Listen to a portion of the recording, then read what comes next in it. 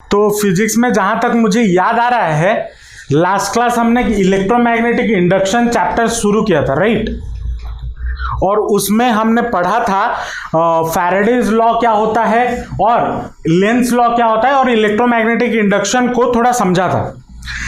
हालांकि ये चैप्टर बड़ा छोटा है और लेकिन इसमें से बहुत अच्छे अच्छे क्वेश्चंस बन सकते हैं एग्जाम पॉइंट ऑफ व्यू से, ठीक है। तो आज के क्लास में हम वही फैराडेज लॉ और लेंस लॉ और जो मैग्नेटिक फ्लक्स हमने समझा था उन सबके रिलेटेड कुछ क्वेश्चंस प्रैक्टिस करेंगे ताकि कॉन्सेप्ट क्लैरिटी अच्छे से बन जाए और इतने दिन जो आपका एग्जाम की वजह से क्लास का छुट्टी हुआ या बंद हुआ वो थोड़ा रिवाइज हो जाए, ठीक है। उसके बाद हम नेक्स्ट टॉपिक पे चलेंगे। तो इसमें पहला क्वेश्चन जो बोर्ड पे लिखा हुआ है, क्या गिवन है?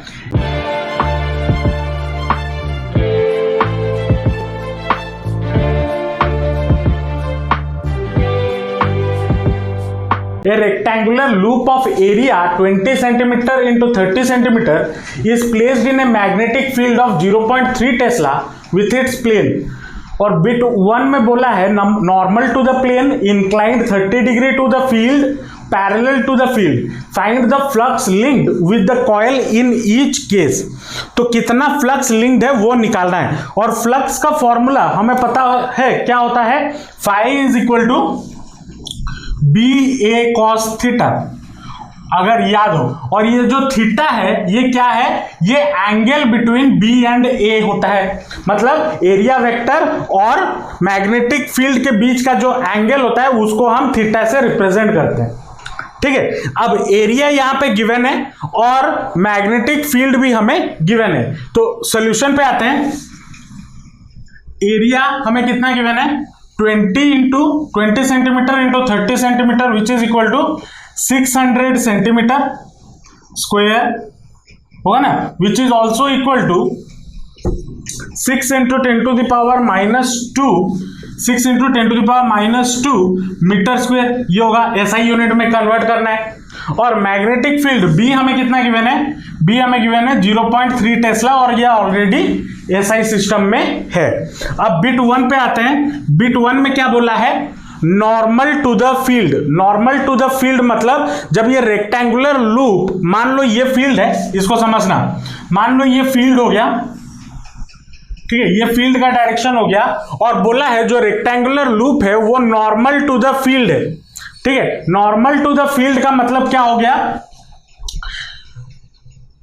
ये जो मान लो ये लूप हो गया, मैं एक सर्कुलर लूप बना दे रहा हूं, ये लूप हो गया, ठीक है। इसका एरिया वेक्टर किधर होगा, ऐसे होगा या नहीं होगा, ऐसे होगा ना। Normal to the magnetic field, normal to the magnetic field मतलब लूप 90 डिग्री बनाना चाहिए मैग्नेटिक फील्ड के साथ, तो बना रहा है लूप 90 डिग्री बना रहा है मैग्नेटिक फील्ड के साथ। ये एरिया वेक्टर का हो गया, ये बी हो गया। तो इनके बीच में एंगल कितना हो गया, ए और बी के बीच में थीटा यहां पे कितना हो जाएगा, बिट 1 के लिए 0 डिग्री होगा या नहीं होगा। तो हमारा फ्लक्स कितना हो जाएगा, therefore phi is equal to कितना हो जाएगा, 0.3 into 6 into 10 to the power -2 into cos 0 degree. Cos 0 degree का वैल्यू होता है 1 और 0.3 इंटू 6 कितना होता है, 18, हाँ तो 1.8 into 10 to the power -2 metre square बोलो या फिर इसको वेबर बोलो, कोई दिक्कत नहीं है, फ्लक्स का यूनिट वेबर भी होता है। हाँ, होगा या नहीं होगा, समझ में आया या नहीं आया। ये बहुत छोटे छोटे क्वेश्चंस हैं लेकिन बच्चे यहां पे कंफ्यूज होते हैं, ठीक है। मेनली ये थीटा निकालने में, तो अगर आपको दिक्कत हो रहा है, समझ नहीं आ रहा है, मैं एक टिप देता हूं। क्या टिप तो नहीं है, अगर ये एक ऐसे क्वेश्चंस में जब एंगल निकालने के लिए बोला जाए या जहां पे आपको एंगल की जरूरत है तो क्या करना, एक छोटा सा डायग्राम साइड में बना लेना, तो अच्छे से समझ में आ जाएगा कि कितना एंगल बन रहा है। जैसे मैंने यहां पे बना दिया वैसे ही बना लिया करना, ठीक है। ये हो गया आपका बिट 1। अब आते हैं बिट 2 पे। बिट 2 में क्या बोला है, बिट 2 पे बोला है inclined 30 degree to the field. Field से 30 डिग्री इंक्लाइंड है, मतलब अगर इसको मैं थोड़ा हटा दूं लूप को, अब ये फील्ड है मान लो ऐसा, और फील्ड से 30 डिग्री इंक्लाइंड है, मतलब कुछ ऐसा,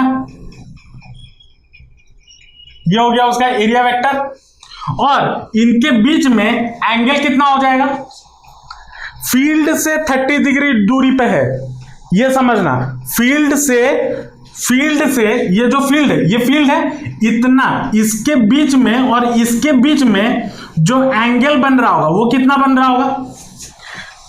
अब देखो इसको सिंगल डायग्राम से बनाते हैं। मान लो ये हो गया फील्ड, ये हो गया लूप, यहां से ये दूरी 90 डिग्री है, सॉरी 30 डिग्री है, ठीक है। तो यहां से अगर मैं परपेंडिकुलर ऐसा निकालूंगा तो ये वाला एंगल मेरा कितना होगा,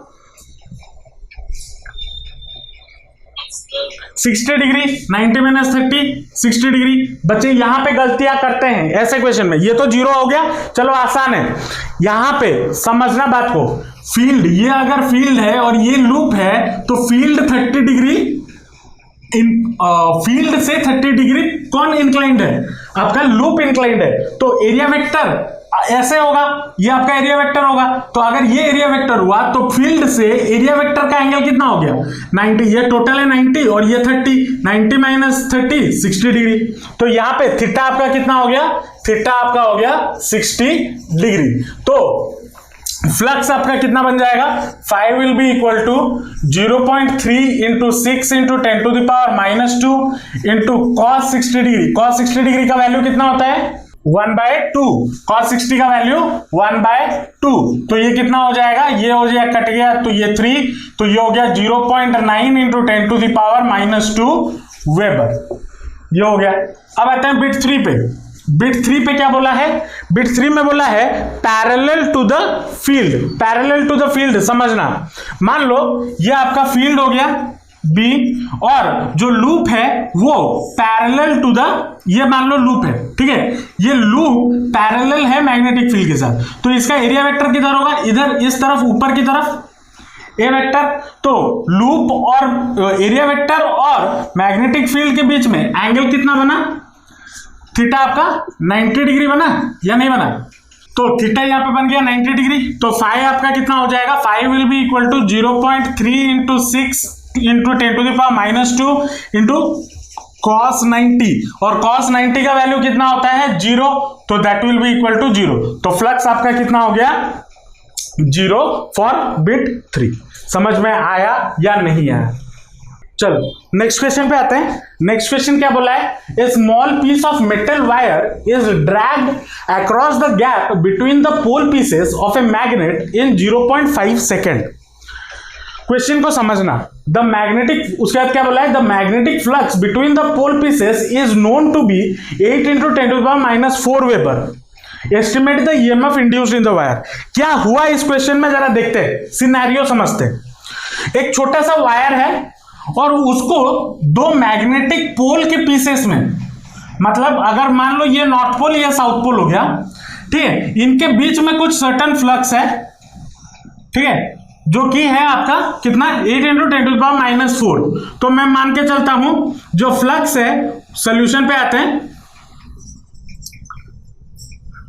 फ्लक्स जो है वो हो गया 8 into 10 to the power minus 4, ठीक है, ये हो गया वेबर, ये हो गया।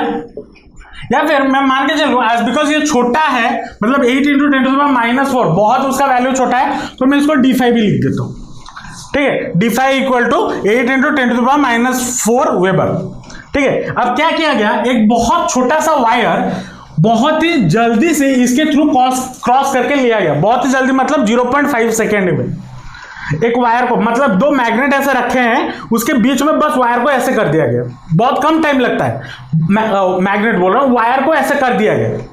तो वहां पे कितने टाइम पे किया गया 0.5, तो dt मान लो मेरा कितना हो गया 0.5 सेकेंड, ये हो गया। और पूछा है कि उसमें ये बताओ उसमें कितना ईएमएफ इंड्यूस हुआ होगा, मतलब किसमें, जो वायर दो पोल के बीच में से खींच के लिया गया, तो कितना हुआ होगा।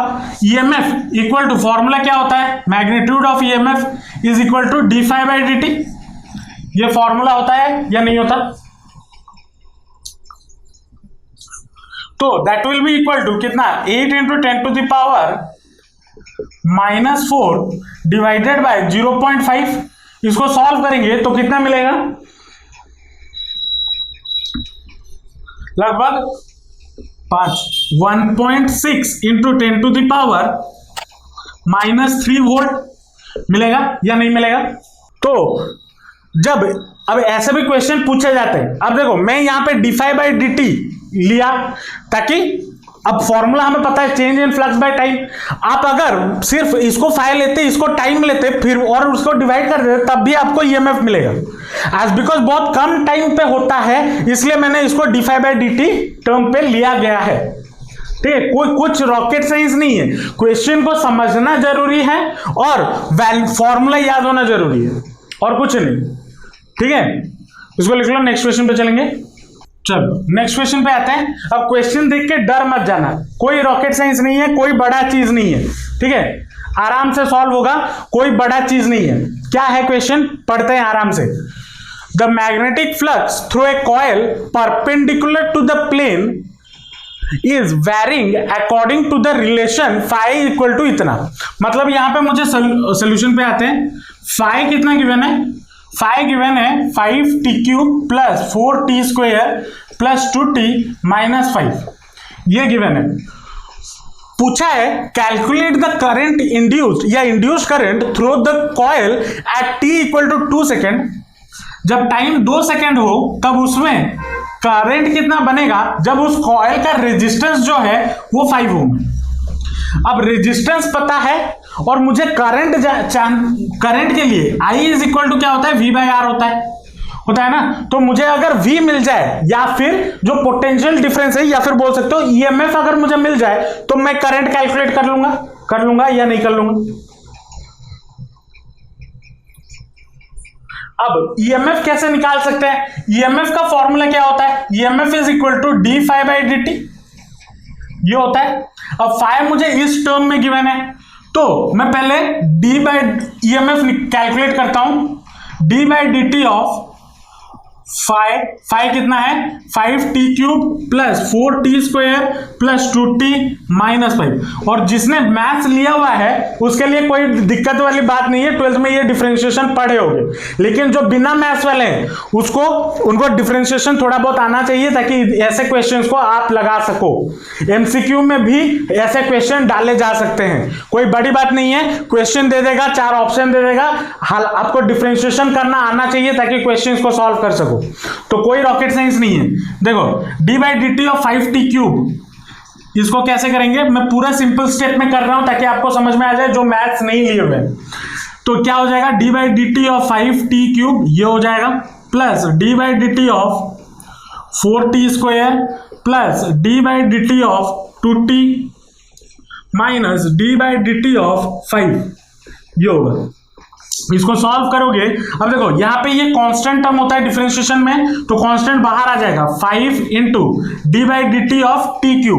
अब इसके लिए आपको एक फॉर्मूला याद रखना जरूरी है, क्या, d/dt of differentiation of x⁴n, अगर कोई पावर है dt नहीं, d/dx ऑफ x⁴n, इसका फॉर्मूला क्या होता है, nx⁴n-1, ये फॉर्मूला होता है। ये फॉर्मूला दिमाग में रखना है to solve the differentiation questions.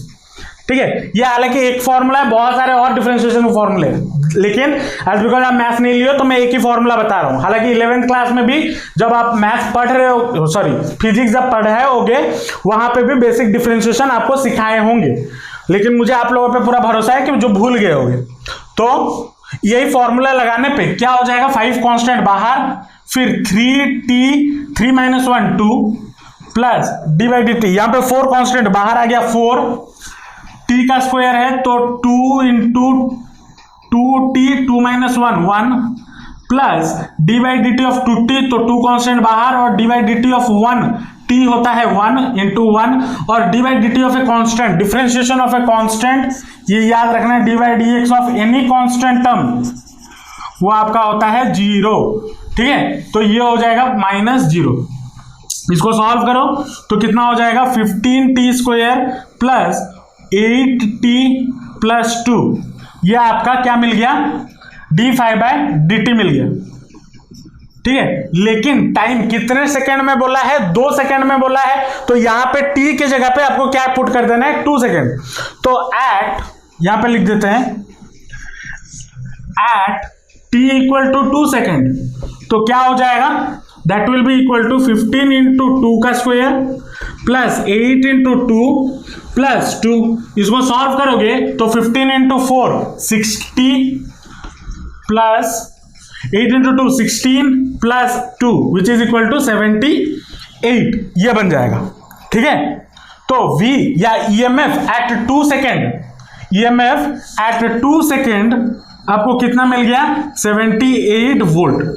तो अब यहां से करंट निकाल देंगे, करंट क्या हो जाएगा, I will be equal to 78 by R कितना गिवन है 5, इसको सॉल्व करोगे तो लगभग 5 1 जा 5 15.6 एम्पियर, इतना आएगा।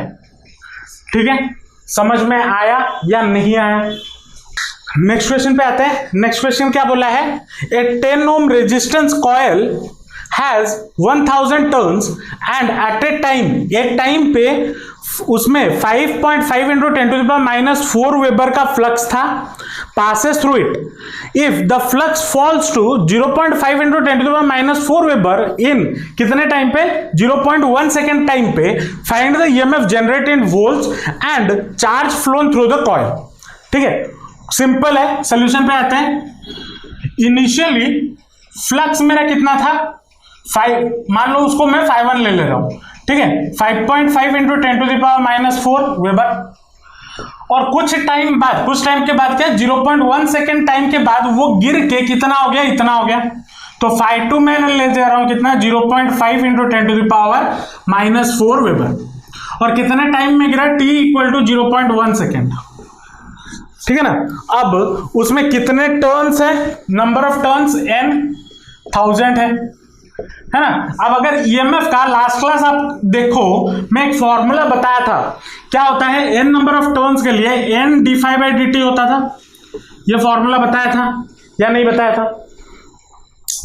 अब यहां पे change in flux by time, change in time कितना गिवन है, 0.1 सेकेंड, तो ये क्या हो जाएगा, n into ∅1 minus ∅2 divided by, initial इतना था, गिर गया इतना, तो 5 माइनस 5 बाय टी, टाइम जितना गिवन है, वैल्यूज पुट कर दो तो कितना हो जाएगा, 1000 into 5.5 into 10 to the power minus 4 minus 0.5 into 10 to the power minus 4 divided bye 0.1, ये होगा या नहीं होगा।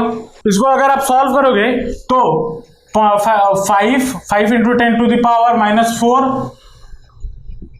4 ये, हाँ, तो ये हो जाएगा 5 वोल्ट। इसको सॉल्व करोगे तो आपको कितना मिल जाएगा, ईएमएफ 5 वोल्ट मिल जाएगा। अब क्या पूछा है, find the EMF generated in volts, तो 5 वोल्ट का ईएमएफ बना, इन 5 वोल्ट का ईएमएफ बना, ये पहला वाला बिट का हो गया।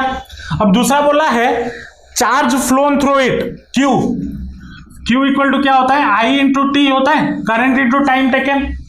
अब करंट पहले निकालते हैं, I कितना हो जाएगा, V बाय R, तो that will be 5 by 10 which is equal to कितना हो गया, 1/2 या फिर 0.5 एम्पियर का करंट। तो चार्ज कितना हो गया, 0.5 इंटू टाइम, कितने टाइम में, 0.1 सेकेंड, तो that will be equal to कितना, 0.05 होगा या नहीं होगा,